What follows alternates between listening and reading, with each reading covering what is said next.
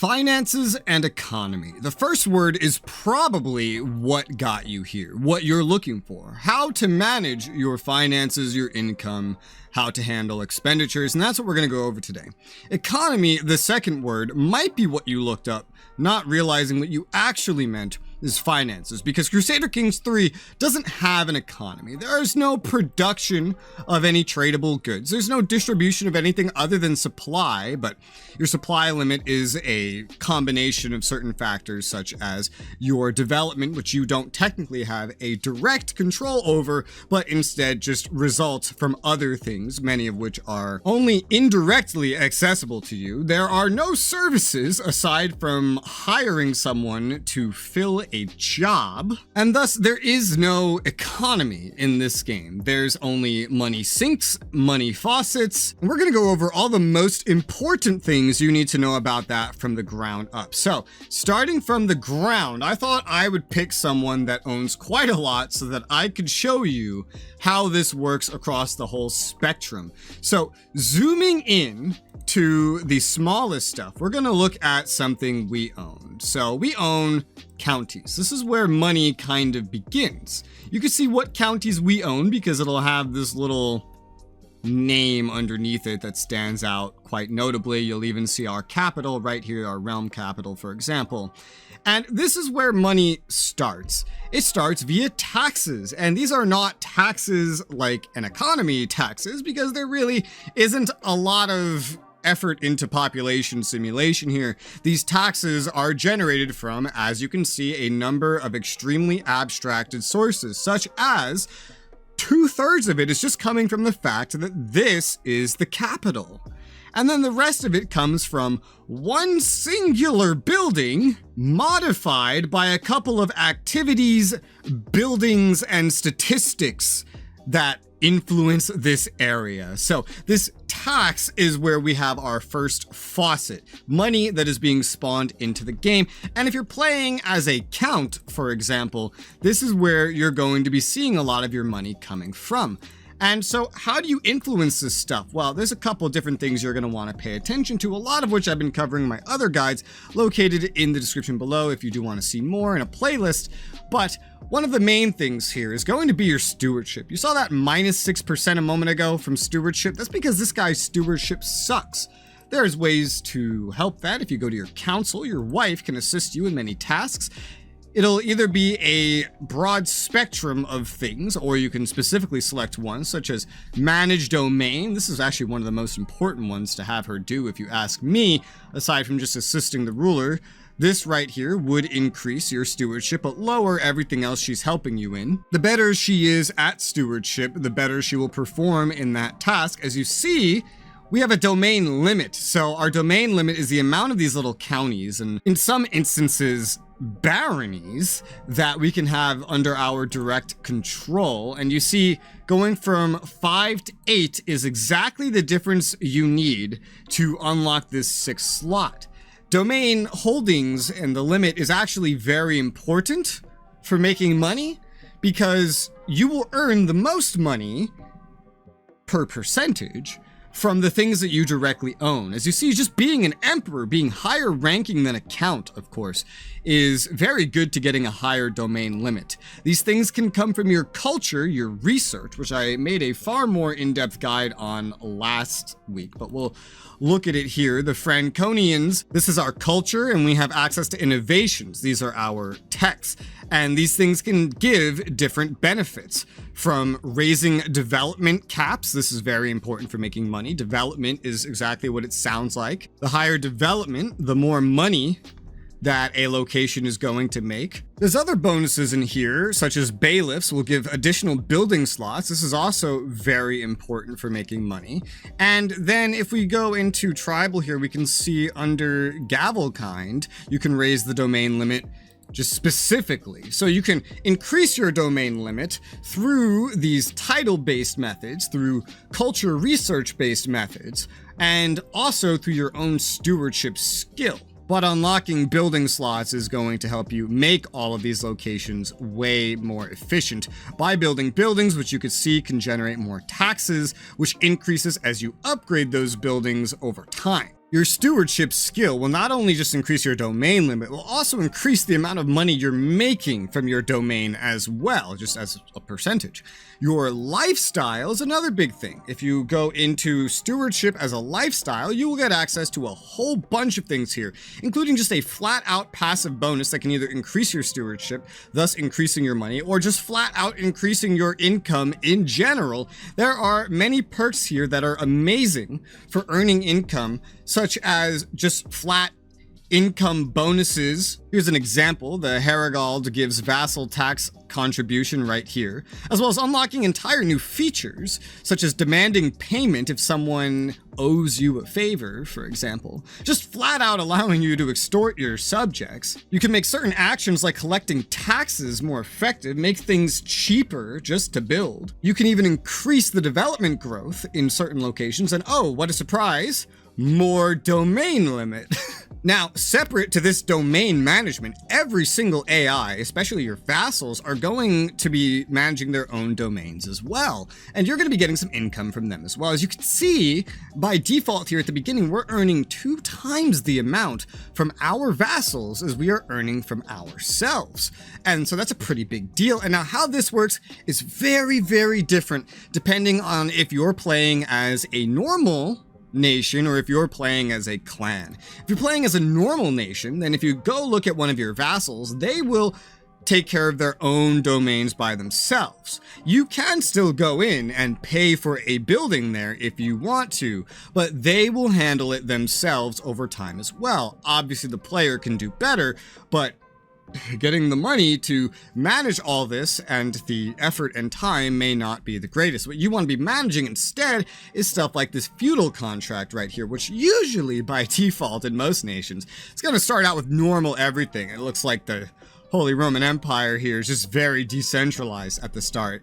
Ignoring the levies here, you can do things like raise your tax up, and then they will owe you more taxes. If you see here in the tooltip, you can increase it. It'll change by percentages right here. So at exempt, they won't pay you any money. With low, 2.7% taxes, 11% on normal. On high, 16.5%, and then 27.5% of their income on extortionate. And that's not even it. There's also special contracts you can unlock generally through that culture text screen I showed you, such as scutage right here, which can not only allow your vassal to save money, but also increase their tax burden to you in exchange for example, giving you less levies. Now, if we're talking about a clan, let's just go swap over here real quick. This is a clan. Clans don't really collect things the same. As you see, it looks much different here. It's because it is. What you actually do as a clan is you go to your realm and then you come down here to tax jurisdiction, and you're gonna have to assign tax collectors and then assign taxpayers to different tax collectors. You can change a tax decree. Some of these things give you, for example, more money when at war, more piety, for example, more domain taxes, more taxes in general as a multiplier. Some of these are good for making money. Some of these are good for other things. You can have different tax jurisdictions to assign vassals based on what they're eligible for and where you want them. You do have a limit to the amount of tax jurisdictions you can have. And annoyingly, the game will never tell you if your tax collectors die. So make a habit of checking here regularly, because if one of them does die, they will just completely stop collecting taxes on all of your clans. You don't even have to play as a clan to access this feature, by the way. You could be playing as the Holy Roman Empire. If you have a clan vassal, then you're going to start needing to pay attention to your tax collectors. The tax collectors work just like a courtier job. The better their aptitude, the better they will perform. And then, of course, the different types of jurisdictions you create will also affect a lot as well. And then we have church holdings. Now, these are temples located in your domain and in your realm in general, your domain being your directly controlled realm. For example, all these little spots here, I could just construct a temple holding whenever I want. The church loves this, and you know what? The Pope loves this. Now, depending on your religion, this sort of income will net very different results. Now, I'll probably make a different guide detailing religions eventually, but we'll go into this part for a moment. So in a religion such as the Catholics, we have a theocratic doctrine. And so what this means is that any temple holding will just be leased out to an NPC who will serve as a vassal. But these vassals mainly exist at the benefit of the Pope. And so the Pope is going to be benefiting from this income more than you overall. Additionally, this is a spiritual religion where there is a set Pope that you simply cannot be. And since this is a spiritual religion, we have access to communion, meaning NPCs will commonly spend their money to seek indulgences, as was historical, by sending money to the Pope. And this leads to something else very important later that we'll get to very shortly. But this is different because if you play as a different religion, or you create your own religion, for example, such as the Ashari, where it's not theocratic, it's lay clergy, which means you directly control your temple holdings and get all the associated benefits. And then if you have any indulgences being funneled out to a temporal leader, this guy's gonna get every single indulgence paid to him. Meaning, if you want the most amount of money from religion, income like, this, and you're going to want a temporal religion where indulgences can be sent specifically to you. Now, that's not all for religion, and there are a couple more money-making methods I want to talk about, but what I have just spoken about is generally the core. All I've really not delved too much into is, development. Development will go up over time, as you saw, kind of based over some texts, but also it can be influenced by buildings and your own skills. And in fact, some of your council members can go ahead and increase development as well, which can boost that along and thus boost your tax income and etc. And, you could just have it by default on collect taxes right here to increase your domain taxes as well. If you play certain cultures such as the Norse, you can actually just go ahead and start raiding things for money, capturing loot that's located in different counties and holdings and bringing them back to your territory. That's another way to make money. That's sort of a basic thing, but only applies to very specific nations. There is also the issue of keeping your control high right here. If you have less than 100 control, then all of your tax income will be reduced, as you see here. So if I make 1, it goes down by 10. I'm no longer going to make 1 anymore. So we want to keep control high. That can be influenced by a lot of things. You can see there's this passive increase here. It'll list what's doing it. Certain things like holy sites can increase it, certain things like base values, and there are also other things, but the thing you have the most immediately direct control over is going to be over here with an increased control in county task you can assign to one of your counselors. You can also hire specific courtiers such as the seneschal to just passively increase it everywhere as well. There is a matter of efficiency involved in here as well. You need to be someone's de jure leader if that person is your vassal, if you want to get the most amount of income from them. And so what do I mean by that? So let's say I went ahead here, and who owns the kingdom of Romagna? The Pope. Perfect. So I have these vassals that are here in the kingdom of Romagna. I may not necessarily be their de jure leader because I don't own the Empire of Italia, I don't own the Kingdom of Romagna, I don't own any of these duchies here necessarily.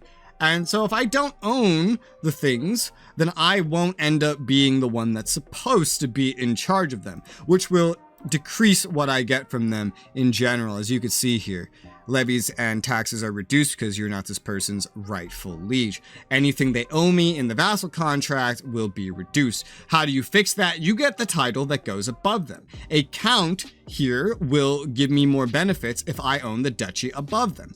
A duke, if we look at, we have a lot of duchies, will be more loyal if I own the kingdom above them. And the king, if there are any kingdoms, which in the HRE at the beginning there aren't, but let's say I make a kingdom and hand it out, they'll be more loyal if I own the empire title above them in their located territory. So you need to actually build up and then decentralize a certain amount if you want to be fully efficient with your vassals. And let's never forget, there is still a vassal limit, which is influenced by many things, as you can see, from items to your title, all the way down to your dynasty legacies, where you can get access to more vassals as well, right here, plus 10 vassal limit. And then of course there's regents, where if you have a regent because you've traveled out of the country, you could have them try to fill your coffers, but if that person's self-interested, they might not try to fill your coffers. Not to mention crown authority, which as you get higher, will start increasing vassal tax contribution at the expense of their opinion. But while everything I've taught you so far is incredibly valuable to maintaining your money, and in the case of being a temporal leader, potentially even going to give you so much money that you won't need any more, I haven't even told you really the two best ways to make money in the game if you want to reach the point where you have so much money that you simply don't know what to do with it. And unlike most other grand strategy games, it's very easy to hit that point in this game. If you start at the earlier start date, 867, then pretty much by 900, you should be able to be at this point already where money no longer matters. And the two ways to do this are as follows. Number one, depends on if you have a DLC or not. There's activities in the game, and if you have certain DLCs, you'll have access to a grand tour. When you go and you plan these activities, you'll get different choices here. There is a taxation tour you can do, where you will start passively generating a bunch of money. Doing one of these, even at a modest kingdom size, is enough to start generating thousands upon thousands of money, way more than your total earnings would earn you in the same time, like exponentially more. And then separate to that would be maintaining high piety levels if you have a religion, such as Catholics. We have the popes where they seek indulgences, because there's an inverse to that, where you can actually ask for gold instead of seeking indulgences. If your pope likes you, which, you know, that can be modified by a lot of things, and you have enough piety, you can ask for gold with a preset amount of piety, usually a very small amount. We could afford this right now. Right now, he would give us 526 gold flat. And as the game goes on, the Pope's going to be able to give you more, into the thousands of money, like 1,500 minimum is what I've seen, in the 900s. So as you expand and you practice all these base mechanics, you might end up definitely with maybe even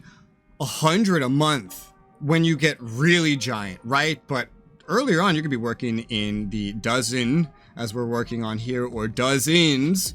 Really, it will be how you develop. But then you can generate thousands of gold very quickly with either that one DLC activity or with simply asking for gold. Now, if you're the Temporal Head of Faith, you won't be able to ask for gold, but you're getting all the indulgence money anyway, that it won't really matter. So long as you handle the basic management of your domain and your vassals decently enough, so long as you have access to those grand tours, and so long as you either make sure to abuse asking for gold or being the Temporal Head of Faith, then money won't be anything that you worry about for like 95% of the timeline of this game. It's just that horribly balanced. Way more money comes in than flows out, and you as the player have more capacity to concentrate it than anybody else. I mean, look how little men-at-arms can cost, and they don't really get excessive eventually. And it is very easy to, in your first 100 years, reach the point of having 100,000 gold just sitting around doing nothing. Just make sure to control your inheritances so that you don't lose that stuff. As miscellaneous notes, I would say to just don't waste a lot of your money on creating artifacts for yourself. If you have any artifacts you don't want, just sell them if your religion allows for it, or, dismantle it into gold. That's a really good option. And then ransom literally everyone the game lets you ransom. That's how money works in this game. That's how the finances of CK3 work. They are very unbalanced. there's that very core base, but there's these little mechanics, some of which come in from DLC, that allow you to break it an insane amount and turn this highly important resource into something that you simply cannot spend as fast as you're earning, even if you hire every single mercenary in the game at the same time. So I hope this guide has been helpful to you trying to learn how the basics of finances work, and even on the higher end, if you're trying to learn how to take the basics and go to making money so much that you become the invulnerable, invincible, capitalist destroyer of worlds. I don't know what your goals are. For now, though, hope you guys have enjoyed this. Again, playlist in the description. Let me know in the comments if you want to see any other guides on how to play this game. Thank you very much for watching, and I'll see you on the next one.